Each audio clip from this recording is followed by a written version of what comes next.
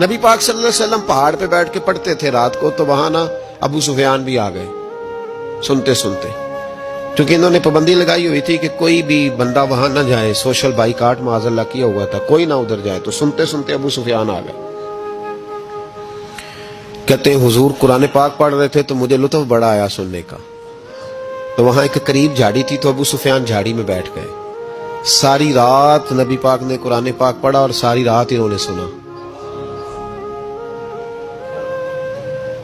ہمیں اتنا ذائقہ بات سن کے بھی تو آنا چاہیے نا۔ کہتے ہیں اب مجھے نہیں پتا تھا کہ اخنس بن شریک بھی کہیں آیا ہوا ہے، اس نے بھی وہی بھی یہ دیکھنے آیا کہ کہیں کوئی وہاں آیا ہوا تو نہیں، وہ بھی کسی کونے میں جھاڑی میں بیٹھ گیا، حضور قرآن پاک کی تلاوت فرماتے رہے، وہ ساری رات سنتا رہا۔ ادھر سے کہیں ابو جال بھی آ گیا، پتھر دل تھا، پر میرے مصطفیٰ قرآن پڑھتے تھے تو کان اس کے بھی کھڑے ہو جایا کرتے تھے۔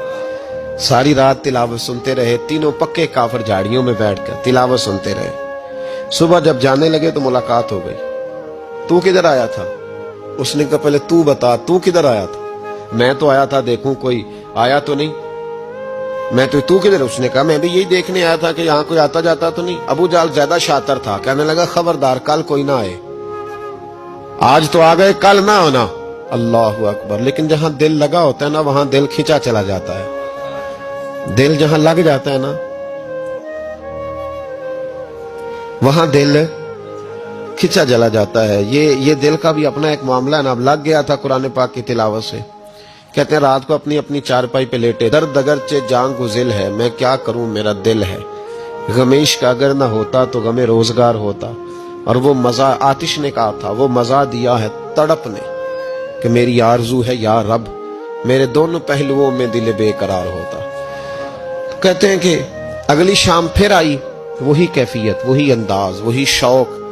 چارپائی پہ لیٹے پر کانوں میں وہ آواز رس گھولے، لیٹا نہ گیا، اٹھے پہنچے، لیکن آج جگہ بدل کے بیٹھ گئے تینوں۔ صبح ساری رات سنتے رہے محبوب کی تلاوت، صبح اٹھے تو پھر چوک میں ملاقات ہو گئی۔ تو کدھر آیا تھا؟ تو کدھر؟ ابھی بات ہونے۔ ابو جال ذرا زیادہ شاطر تھا، کہنے لگا میں تو تم دونوں کا خیال کرنے آیا تھا، کہیں تم دونوں تو نہیں آئے، یہ دیکھنے کے لیے آیا تھا۔ اللہ اکبر! 3 دن مسلسل آتے رہے اور میرے مصطفیٰ کریم کا ساری رات قرآن پاک سنتے رہے۔ اب اخنس بن شریک کہتے ہیں کہ میں پورا قریب آ گیا، میرا دل کہتا تھا کہ یہ سچے ہیں۔ کہتے میں نے تیسرے دن مشورہ کیا، میں نے کہا یار پتہ تجھے بھی ہے مجھے بھی ہے کہ نہیں آنا، پر ان کی آواز ایسی ہے، وہاں لذت ایسی ہے، نہیں نہ رہا گیا تجھ سے بھی۔ مان کیوں نہیں جاتا کہ ساری باتیں اپنی جگہ پر ان کی بات کانوں سے ہو کے دل میں اترتی چلی جاتی ہے، مانتا کیوں نہیں؟ اخنس بن شریک کہتے میں پورا قریب آ گیا، پر ابو جال نے مجھے پھر گمراہ کیا۔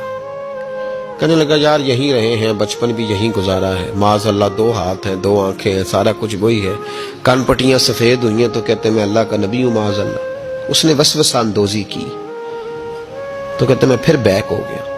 آپ کیوں نہیں اس شخص کو جانتے جو وسوسہ اندوزی کرتا ہے؟ آپ اس جگہ کیسے چلے گئے جہاں وسوسہ اندوزی ہوتی ہے؟